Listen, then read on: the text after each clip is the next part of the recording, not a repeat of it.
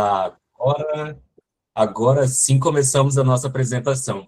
E agora, sem mais delongas, vamos ao nosso tema de hoje, que é extremamente atual e estratégico para quem atua ou quem quer atuar, né, no comércio exterior. Hoje temos um convidado que realmente entende o que está por trás das transformações global. Recebemos o nosso professor João Alfredo, ele que é autor, consultor, palestrante em negócios internacionais, além de doutor em estratégia e internalização, também pai de pet, ele é uma referência no assunto.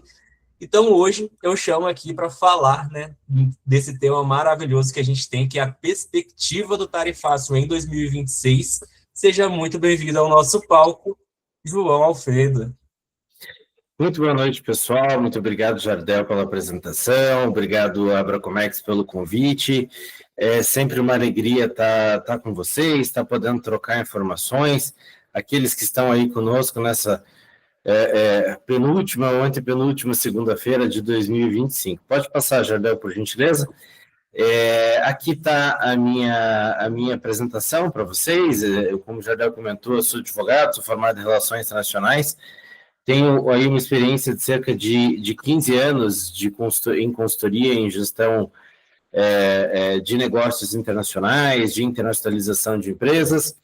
Tenho 5 livros publicados e aí nesse QR Code vocês conseguem encontrar as minhas referências, os meus contatos, enfim, eles estão todos aí. Lembrando que depois a gente vai... a Abracomex está completamente livre para poder passar esse material para vocês, então, de minha parte, não tem dor de cabeça nenhuma. Pode passar, Jardel, por favor. Na noite de hoje, a gente vai falar aí, então, do que a gente pode esperar para o ano de 2026 em termos geopolíticos, em termos de tarifaço. Como consultor, nos últimos anos, eu tenho sido muito mais chamado para falar sobre geopolítica, para dar palestras sobre geopolítica, do que efetivamente para falar de internacionalização e estratégia. E isso veio me chamando a atenção. E aí eu pensei, puxa vida, mas que interessante saber que tem tanta empresa querendo saber sobre geopolítica, querendo saber sobre assuntos internacionais, né?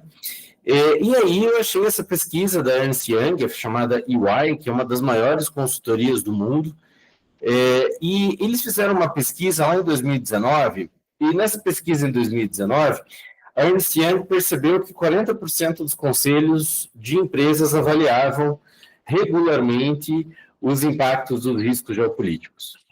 2 anos se passam e em 2021, a Ernst Young percebe que 62% de mais de 1.000 executivos globais de alto escalão avaliavam, então, portanto, as questões geopolíticas como questões importantes e como questões altamente significativas para o desenrolar dos negócios. E aí que, no ano passado, em 2024, cerca de 84% das grandes empresas estavam, sim, preocupadas com assuntos geopolíticos de forma geral. E o que é que aconteceu nesse período que as questões geopolíticas elas passaram a ser mais demandadas, passaram a ser mais pesquisadas pelas empresas, pelos empresários e pela população de forma geral. Então, aconteceu muita coisa. A ordem internacional ela vem mudando e ela vai continuar mudando cada vez mais. Pode passar, Jardel, por favor? E aí que a gente chega na pergunta que vai nortear a nossa conversa na noite de hoje. Por que 2026 é um ponto de inflexão? Eu tenho certeza que muitos aqui já ouviram falar no termo a ordem global isso, a ordem global aquilo, a ordem global aquele outro. Mas, afinal de contas, o que raios é essa ordem global? Como é que a gente pode entender esse termo ordem global que vem que vem sendo tão falado, que vem sendo tão discutido?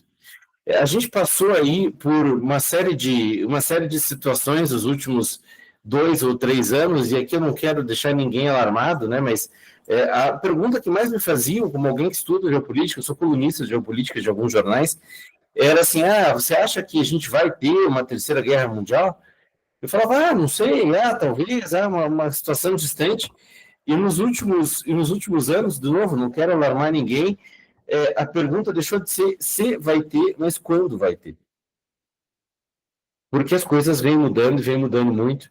Aquele mundo pacífico da década de 90, ele deixou de existir. Aquele mundo de relativa estabilidade dos anos 2000, ele não volta mais. E é por isso que a gente tem que pensar e olhar cada vez mais para o cenário internacional, como eu mostrei ali para vocês antes, a maior parte dos grandes executivos globais já tem feito isso. E aí, vamos adiante? E aí que 2026, nessa conversa, se torna um ponto de inflexão. Eu perguntei para vocês se vocês já tinham ouvido falar no termo ordem global. Então, o que é a ordem global? Comecemos do começo. Ordem global significa a maneira pela qual as coisas se organizam internacionalmente falando. Então, a ordem global, que a gente vivia até pouco tempo atrás, e de certa forma ainda vive hoje, ela foi organizada no final da década de 40. Então, a gente teve lá, no século XX, o século XX é chamado, ou é visto como o chamado século a era dos extremos, o século dos conflitos, porque, num curto espaço de tempo, nós tivemos simplesmente os piores conflitos da história da humanidade no decorrer do século XX.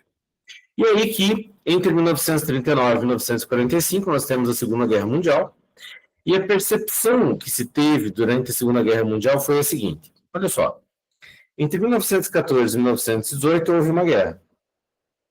Ao fim da guerra, cada país foi para o seu lado, houve até a tentativa de se criar uma organização internacional, não deu certo.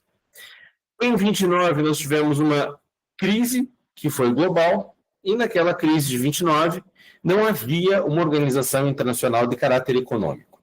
Ou seja, surge uma crise econômica em 1929, 96 anos atrás, e como não havia uma organização internacional de caráter econômico, em que os países pudessem sentar, debater e discutir assuntos internacionais, essa crise acaba sendo agravada.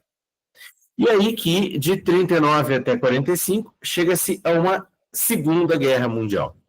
E quando essa Segunda Guerra Mundial estava caminhando para o fim, a partir do ano de 44, muitos embaixadores, ministros das relações exteriores de países se reúnem e resolvem pensar no mundo pós-Segunda Guerra Mundial, e o objetivo era evitar uma terceira grande guerra. E aí vem o termo ordem internacional, que é essa ordem negociada, essa ordem fundada na Organização das Nações Unidas, que certamente tem muitos defeitos, e mais do que fundada na Organização das Nações Unidas, nos seus órgãos principais, na nossa área, que é a área de negócios, interessa a chamada Ordem de Bretton Woods.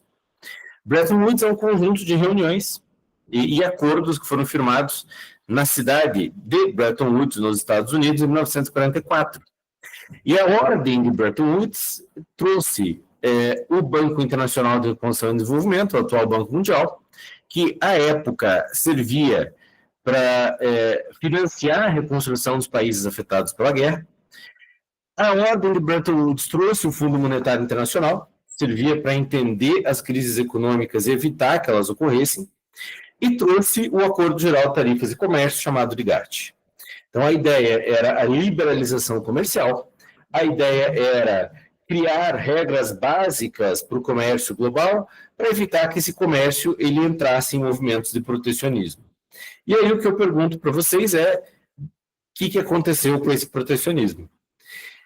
Até a década de 90, essa ordem funcionava bem em termos comerciais. Até a década de 90, a gente tem aí a evolução do Tratado Geral de Comércio e Tarifas, que é o GATT. Esse tratado evolui, ele se torna, na década de 90, o OMC. Então, da Ordem de Bretton Woods, na década de 40 até esse ano, digamos assim, essa ordem funcionou relativamente bem, criando aí princípios gerais de comércio internacional, tentando evitar o protecionismo. E hoje, o que a gente vê? A gente vê o fim dessa lógica de comércio restrito. E está aí na imagem da tela o motivo desse fim de comércio restrito, de comércio livre, que é o governo Donald Trump, que se inicia em 20 de janeiro de 2025 e que passa a perceber o comércio internacional como forma de poder. O Donald Trump ele pode ser amado, ele pode ser odiado, mas ele não pode ser ignorado. Por que ele e os Estados Unidos começam aí essa guerra comercial com os chineses? Eles percebem que, até os anos 2000, a gente teve os Estados Unidos como principal parceiro comercial de boa parte do mundo. Em 2020, por outro lado, esse espaço havia sido ocupado pela China. Então, enquanto até os anos 2000 os Estados Unidos eram o grande parceiro comercial de boa parte do mundo, a partir dos anos 2020 a China se torna o principal parceiro comercial de boa parte do mundo e os estadunidenses percebem que comércio também é poder. Se eu sou o principal parceiro comercial de boa parte dos países, isso significa que eu passo a ter uma ingerência, ou seja, eu passo a ter maior espaço de fala, eu passo a ter maior voz nas decisões econômicas desse país. E aí que o comércio internacional hoje, ele é tanto um assunto de segurança nacional quanto de eficiência econômica. Os Estados Unidos vêm proibindo algumas empresas chinesas de atuar em alguns setores. Em seu primeiro governo, o Donald Trump impediu que empresas chinesas explorassem situações ligadas à tecnologia 5G, à questão de banda larga. Então, são muitas as situações hoje que vêm tornando o nosso cenário geopolítico na esfera comercial bastante complexo. Próximo slide, por gentileza. Dito isso, a gente tem que os Estados Unidos vêm tentando se reindustrializar. Por que vem tentando?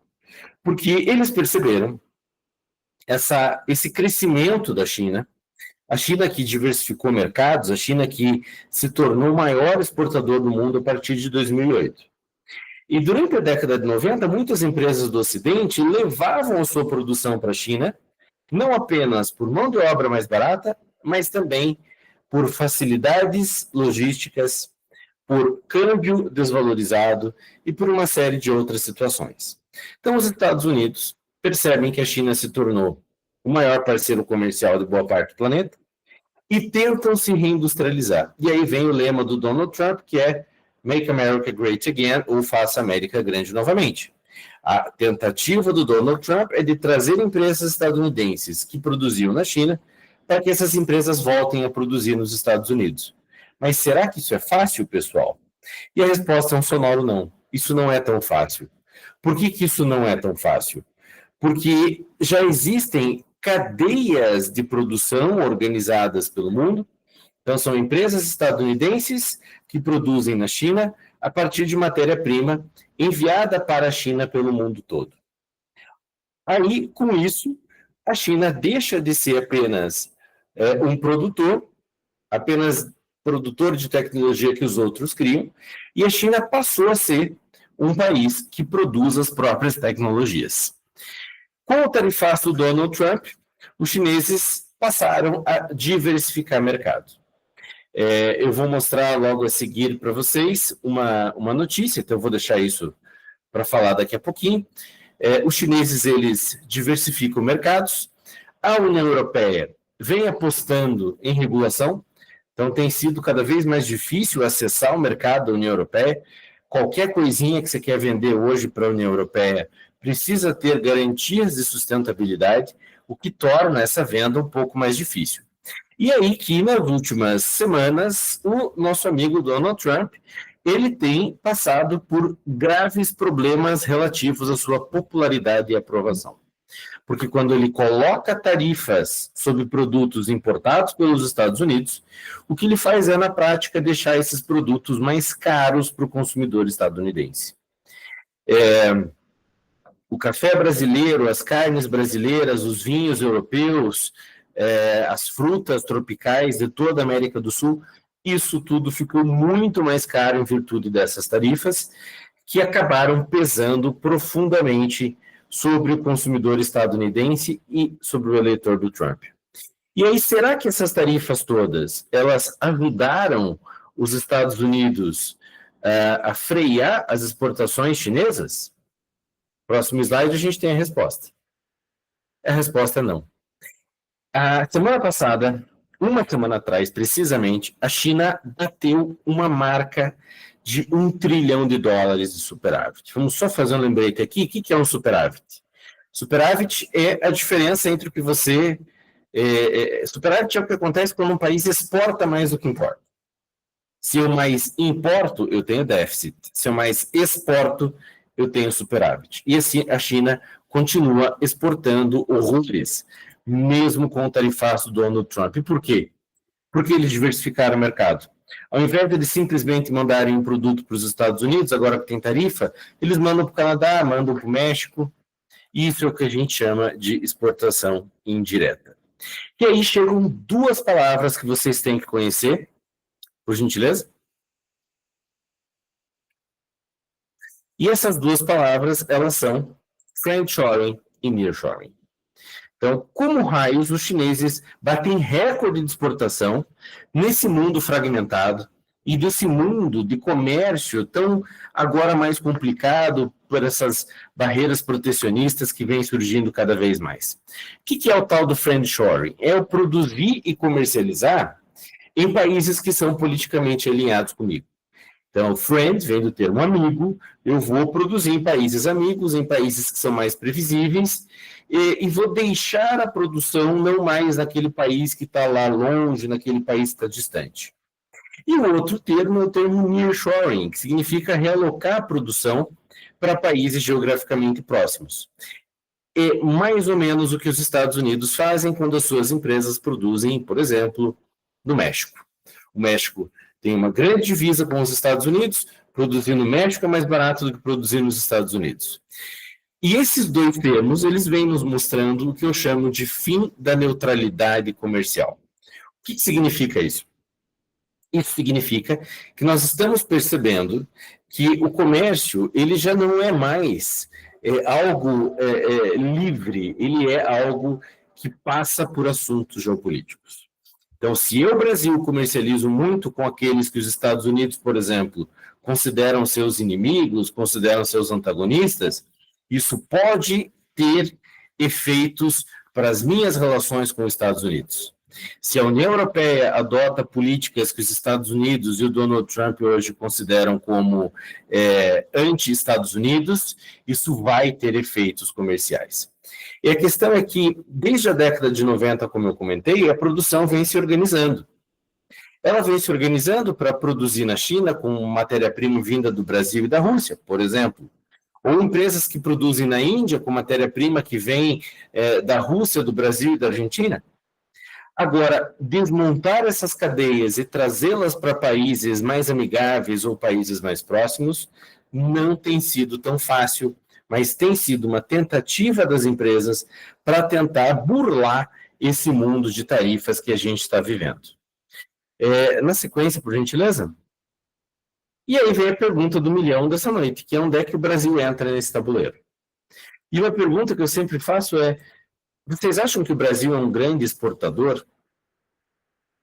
Nós sabemos que o Brasil é o maior exportador do mundo de café, açúcar, soja, milho, às vezes a gente rivaliza com os Estados Unidos, mas fica em primeiro e segundo lugar, algodão, nós somos o maior exportador do mundo de proteína animal, mas nós somos apenas o 25º ou 26º maior exportador do mundo. Isso se deve ao fato de que nós acabamos exportando muito mais produtos primários do que produtos que têm tecnologia e produtos que são acabados. Pode passar, Jardel, por favor? O Brasil hoje tem relações diplomáticas com o mundo todo. Nós tivemos aí o estremecimento de relações com os Estados Unidos. Agora o tarifácio está caindo finalmente, mas a gente acaba sendo muito dependente do mercado chinês. Então, a China, não sei se vocês estão ouvindo um apito de trem. Tem um apito de trem, gente, só um parênteses aqui. É porque perto da minha casa tem o trilho de trem, e agora no final do ano passa o trem da Maria Fumaça com o Papai Noel, e é bem essa hora que o trem está passando, a hora da nossa live. Mas então, explicado aí, o barulho do trem é isso, o Papai Noel passando de trem, distribuindo bala para as crianças. Enfim, Então, o Brasil acaba sendo muito dependente do mercado chinês, porque a China é o nosso maior parceiro comercial, seguida pelos Estados Unidos. Então, a gente tem que conseguir conciliar polos que são antagônicos. O que isso significa? A gente tem que conseguir conciliar uma nova rivalidade, que é a rivalidade entre China e Estados Unidos. E vocês todos devem saber que a gente tem aí um acordo de livre comércio que está sendo negociado com a União Europeia, que é o acordo Mercosul-União Europeia. Uma vez que esse acordo esteja aprovado, ele vai gerar a maior área de livre comércio do mundo, ou seja, os nossos produtos vão ficar mais baratos na União Europeia e os produtos europeus vão ficar mais baratos aqui. Isso pode ser uma saída para esse mundo do novo protecionismo, mas isso não quer dizer que a gente pode virar as costas à China ou virar as costas aos Estados Unidos. Nesse tabuleiro, o nosso país vem sendo pressionado por ter uma diplomacia que é pragmática. O que é uma diplomacia pragmática? É aquela que vai focar apenas em fazer negócio e vai deixar de lado questões ideológicas.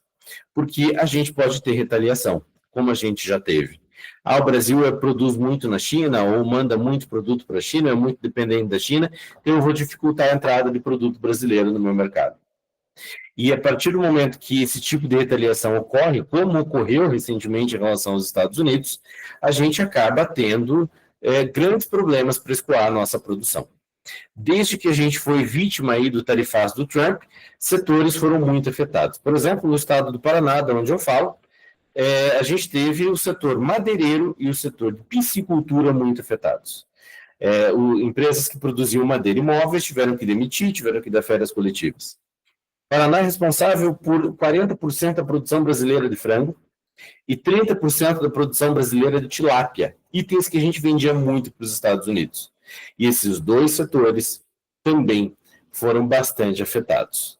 E quais são os impactos disso tudo? Para chegar já ao final da minha fala. Pode passar, por favor.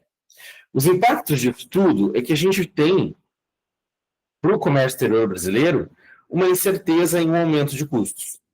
Não é tão fácil assim que esse produtor, por exemplo, de tilápia, que mandava o seu produto para os Estados Unidos e agora não consegue mais mandar por conta do tarifaço, não é tão fácil assim mandar para outro lugar. Por quê? Porque isso tem custo. Produtos primários, em especial, acabam tendo uma necessidade de um número maior aí de certificações e de licenças, e isso custa.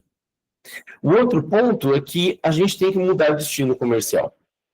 Mesmo com o tarifaço, em agosto de 2025, o Brasil exportou 4% a mais do que em agosto de 2024. Como isso?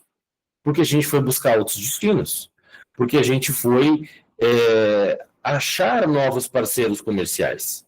E aí a gente começou a exportar mais para o México, a gente começou a exportar mais para o Oriente Médio, a gente começou a exportar mais para a Argentina, nosso vizinho aqui ao lado. E é claro que o nosso comércio exterior tem setores mais afetados. Notoriamente é o setor do agronegócio. E é o setor do agronegócio justamente porque é um dos setores mais importantes da nossa economia. Dito isso, a gente tem a indústria. Então, a gente vende máquinas para os Estados Unidos, a gente vende avião para os Estados Unidos, isso está mais caro para entrar lá. E faz o que agora? Tem que buscar outros mercados. O mesmo vale para mineração, o mesmo vale para bens intermediários. Isso tudo mostra como situações geopolíticas vêm impactando cada vez mais o comércio internacional. E ali nos dois últimos itens eu acabei repetindo a frase porque eu estou gaga, então pode passar o slide, já para a gente abrir para perguntas e para um bate-papo. Quais são os cenários mais prováveis para 2026? Será que o tarifaço vai deixar de existir? Dificilmente. Os cenários mais prováveis são justamente mais tarifas. Se vai ter mais tarifa, a gente vai ter que achar mercado, porque não vai ser só o Brasil que vai ser afetado por essas tarifas. Vai ser também os outros países. A gente não pode esquecer que o Trump colocou tarifas sobre a União Europeia, tarifas essas que foram renegociadas depois. Então, isso vai trazer maiores acordos comerciais e a gente está aí na expectativa desse acordo Mercosul-União Europeia. Isso traz também maior intervenção do Estado nessa economia, o que não é bom. Não é bom porque toda vez que o Estado intervém na economia, a chance dessa intervenção ser boa é minúscula. Essa intervenção vem no sentido do governo, dos governos de maneira geral, nesse novo mundo cheio de tarifas, os governos tentarem remanejar a sua produção para não acabar tendo desemprego, para não acabar tendo queda de produção e queda de PIB, como aconteceu nos setores que eu comentei da madeira e dos peixes. E isso tudo nos traz menos previsibilidade. Então, até pouco tempo atrás, aquela ordem de Bretton Woods que eu falei no começo, aqueles princípios do comércio internacional, de liberalizar o comércio, de reduzir o protecionismo, de ter regras comerciais claras, de não poder ficar aumentando, diminuindo tarifa do dia para a noite, isso ficou no passado. E, portanto, o cenário de hoje é menos previsível. Pode passar, Jardel. Por isso que eu digo para vocês que a única certeza que a gente tem para o ano que vem é a instabilidade e é a própria incerteza. E nesse mundo, a geopolítica não é pano de fundo, ela é variável central. Ou seja, quem não entende como essas questões geopolíticas afetam o comércio exterior, não entende de comércio exterior. A gente teve, só para fechar esse pedacinho aqui, em 2022, a invasão russa da Ucrânia. O mundo todo sancionou a Rússia. A Rússia se tornou o país mais sancionado do mundo. Como consequência, combustível no mundo todo ficou mais caro. Em 2023, a gente teve a questão da guerra entre Hamas e Israel na faixa de Gaza. Como consequência, a gente teve uma incerteza maior em relação às vendas para o Oriente Médio, a gente teve dificuldades de escoar a nossa produção, especialmente dos itens que a gente mandava para o Oriente Médio, como frango, como algodão, como produtos como frutas, enfim, isso dificultou também. O ano de 2025 foi o ano do tarifaço. E aí que a gente vai tentando reorganizar mercado, vai tentando achar outros parceiros comerciais. Por isso que eu digo para vocês que a única certeza para 2026 é a instabilidade e é o fato de que aquele mundo previsível de uma ordem internacional negociada no pós-guerra, esse mundo não existe mais. Pode passar, Jardel. Novamente, eu deixo aqui os meus contatos para vocês, pode pegar aí no QR Code, tem as redes, tem LinkedIn, tem e-mail, e aí agora, precisamente no horário que o Jardel me pediu, a gente pode abrir para perguntas, eu vou tomar um golinho d'água aqui. Muito obrigado, professor. Pessoal, a gente está entrando nos minutinhos finais, só que vocês sabem, a gente sempre deixa um espaço para vocês, então fiquem à vontade para enviar as dúvidas. Eu já vi que tem 4 dúvidas aqui no nosso chat, e esse é o momento de aproveitar a experiência com o professor João e entender na prática o que muda em empresas e profissionais em 2026. Então, esses 10 minutinhos de troca até para o professor ali tomar sua água. Eu já vou começar lendo para você, professor. Bora lá. São 4 perguntas, só que acabam sendo de 2 pessoas. Eu tenho o curso de logística e eu queria saber se posso trabalhar com logística geopolítica. Eu acho que você já trabalha, né? Salvo um engano meu, quem mandou isso foi o Amaury. Acho que você, ao trabalhar com logística, você já trabalha com questões geopolíticas. Isso é fato.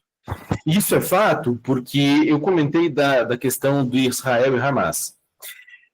Toda vez que a gente teve nessa guerra em Israel e Hamas, que durou aí 2 anos, eles estão em trégua agora, toda vez que a gente tinha alguma coisa tendo que sair do Oriente Médio ou ir para o Oriente Médio, esse alguma coisa já era afetado pela situação geopolítica da região. Então, naturalmente, aquela pessoa que trabalha com logística, ela já trabalha e já é afetada com questões geopolíticas. E aí que o desafio para você, meu caro, é continuar antenado e se antenando cada vez mais em relação àquilo que acontece na geopolítica, porque isso vai afetar o seu trabalho, com certeza. E eu vi aqui, Jardel, que o Maurinho mandou mais uma pergunta. Sim. Se a guerra da Ucrânia acabar, o que acontece na economia mundial? A tendência, se a guerra da Ucrânia acabar, e eu particularmente não acho que isso vai acontecer do dia para a noite, até porque as exigências dos russos são exigências descabidas para o atual estado que a guerra está, se essa guerra acabar, a gente pode ter uma redução no custo dos combustíveis. E por quê? Porque a Rússia é o país do mundo um dos países do mundo, né, que mais exporta gás natural. Além de gás natural, os russos têm uma parte muito importante da sua economia os minérios e a madeira. Como, a partir da invasão russa da Ucrânia, a Rússia passou a ser sancionada, se a guerra acaba e as sanções deixam de existir, a gente acaba tendo uma redução nas sanções e, logo, o produto russo tradicional, que é petróleo, gás natural e minérios, esses produtos tendem a ter um preço que caia. Perfeito, perfeito. Agora do Ivo, o Ivo também mandou 2 perguntas para a gente, eu já vou trazendo ali as 2 e pode responder do melhor jeito, professor. Como vê o tarifácio do México com relação ao Brasil, anunciado pela presidência mexicana, como ficaria o acordo AC53? Vamos perder as margens de preferência, etc. E ele também perguntou como estão as negociações do Canadá e a Mercosul. Excelentes perguntas. Esse tarifácio mexicano, que foi aprovado no Congresso, associado ao chamado Plano México, que tem aí alíquotas que chegam a 50%, em muitos casos 35%, tem entrada em vigor prevista para janeiro de 2026. E colocou o Brasil na lista de países atingidos. E aí será que o ACE, que é um acordo que a gente tem, será que isso morre? Ele não morre automaticamente, mas ele pode perder efetividade na prática.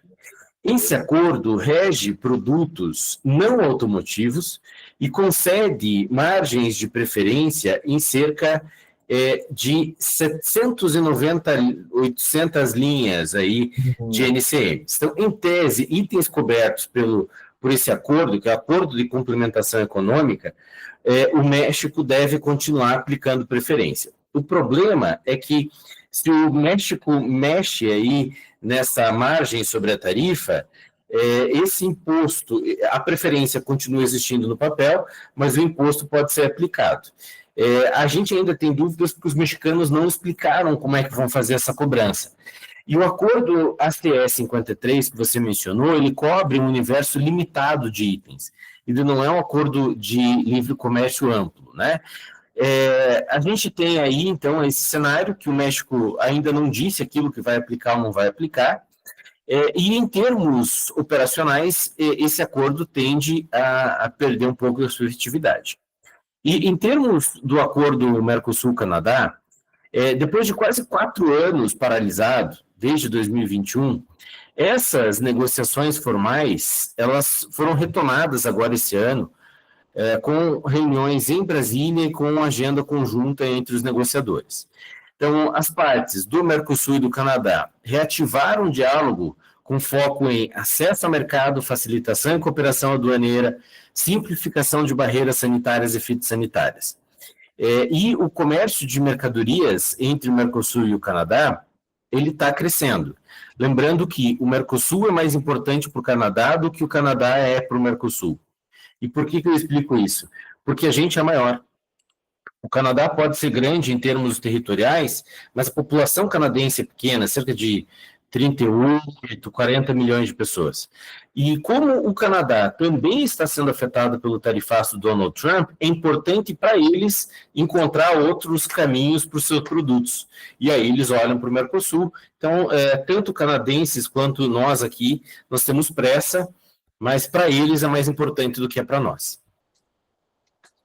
Perfeito. Agora, indo para nossas 2 últimas perguntinhas, vai dar tempo da gente responder todo mundo que está aqui, pelo menos que os mandaram antes. Agora, sobre o setor automotivo, professor, sobre o setor automotivo, o que esperar no próximo ano, tanto no Oriente quanto no Ocidente? Essa é uma pergunta bastante interessante, porque o setor automotivo, ele vem mudando. Os chineses, por exemplo, eles vêm crescendo horrores nesse setor. A China hoje se torna uma das principais fontes de itens automotivos para o Brasil, e para 2026 esse setor deve ficar mais bifurcado entre Oriente, a China liderando com escala, com custo, e Ocidente.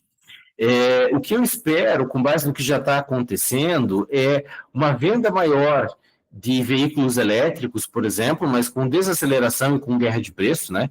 Então, há sinais de que parte da demanda de 2025 foi adiantada, né? A exportação chinesa ela deve continuar forte, apesar das tarifas, e veículos híbridos devem ganhar mais espaço. Para o Ocidente, há o reposicionamento de montadoras. Eu vejo o caso da Ford, por exemplo, que é uma montadora estadunidense que foi afetada pelas tarifas, enfim. A União Europeia deve criar uma flexibilidade, o que deve dar fôlego para o setor. Por que eu digo que a União Europeia deve criar flexibilidade? Porque esses dias eles falaram que eles desistiram de... eles tinham uma regra que até 2035 eles iam parar de fabricar carro a combustão. E eles desistiram disso. Então, permanecem os carros a combustão, o que dá aí um novo fôlego para o Ocidente. Mas a gente tem que ficar bastante de olho no Oriente, no mercado automotivo, em especial para carros elétricos, para quem gosta. Eu, particularmente, não gosto, mas sei que isso é tendência. Justo. Eu também sou não tão fã, mas indo para a nossa última pergunta, que vai juntar ali, eu sei que está todo mundo bastante mexido, né, com o assunto Venezuela e Estados Unidos, mas tentei juntar ali um pouco da pergunta do Leonardo com o da Mauri, até para a gente não extrapolar o tempo e respeitar todo mundo. Os Estados Unidos invadindo a Venezuela, qual o cenário?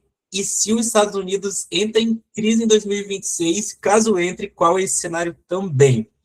Pode ficar à vontade, professor.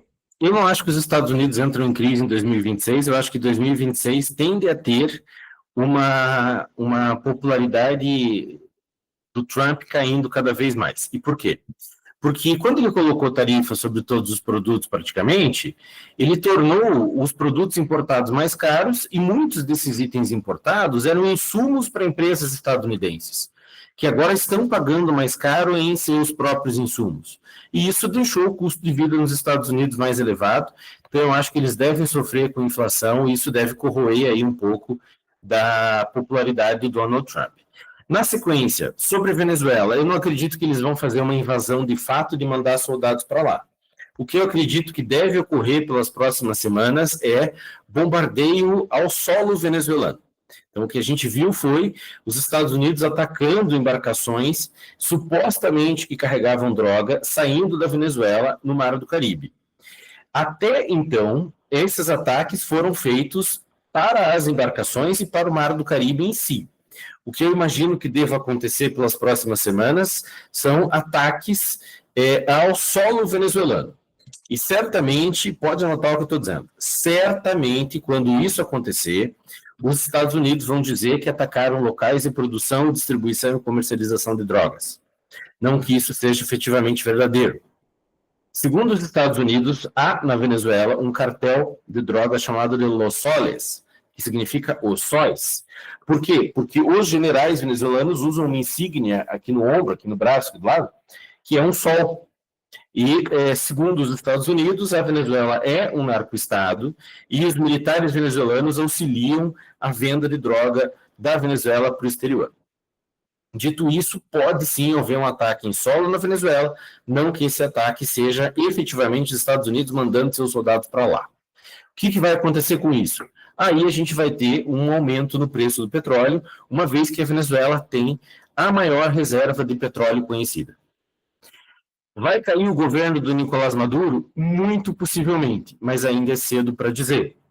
Toda santa vez que um ditador como Maduro tem pressões internacionais, tem pressões como essas que estão ocorrendo, aqueles mais próximos tendem a se tornar desertores do regime. E é mais ou menos isso que eu imagino que vai acontecer. Perfeito, professor. Eu já quero começar novamente agradecendo imensamente ao professor João Alfredo por compartilhar tanto conhecimento e visão estratégica e leitura atual do nosso cenário hoje. Também quero agradecer a todo mundo que ficou aqui até o final, por trocar o tempo de descanso por aprendizado. Não é qualquer um, a gente sabe disso, todo mundo que está aqui está um passo à frente. Eu também já vou aproveitar para deixar o link aqui da nossa comunidade, onde nossos consultores estarão à disposição para te ajudar nessa virada de chave no comércio exterior. Caso tenham mais dúvidas, né, eu sei que dúvida acontece, saiu daqui, já tem mais dúvida, então nossos consultores estão aqui para ajudar vocês. Agradecer novamente, muito, muito mesmo ao nosso professor João Alfredo, que está aí, nosso coordenador há anos com a gente. Então, ele entende do que está falando, ele sabe do que ele está falando. E, mais uma vez, muito obrigado, professor João. Deixo aqui os agradecimentos em nome de toda a Bracomex e todo o grupo.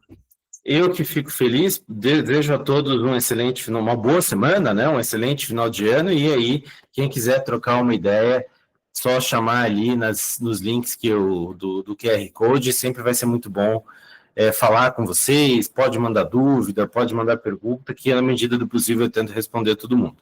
Então, um forte abraço a vocês, um bom Natal e um 2026 cheio de saúde e sucesso. Bom abraço, obrigado, professor, e entrem no grupo que a gente manda todos lá, todo o material para vocês fazer toda a conexão com o professor e tirar todas as dúvidas. Um abraço, pessoal, excelente semana e um Feliz Natal desde já.